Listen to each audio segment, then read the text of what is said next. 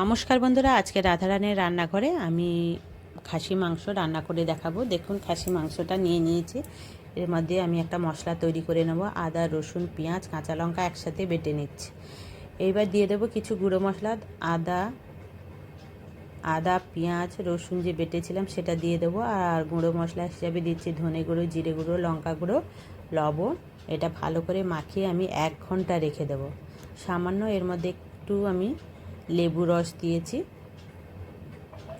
আর দেখুন, এইবার আমি আলুটাকে ভেজে তুলে নিচ্ছি।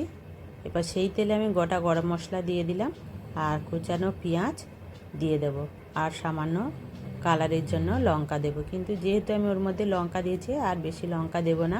এই যে টমেটোটা দেখতে পাচ্ছেন, এটা কিন্তু আমার শীতের সময় সংরক্ষণ করা টমেটো, সেটা দিয়ে রান্না করছি।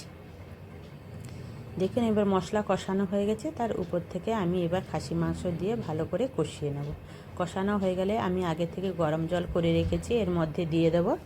আর আপনারা যদি এই মাংসটা রান্না করতে চান প্রেসার ছাড়া, তাহলে পেঁপে দিয়ে রান্না করবেন, তাহলে তাড়াতাড়ি মাংসটা সিদ্ধ হয়ে যাবে।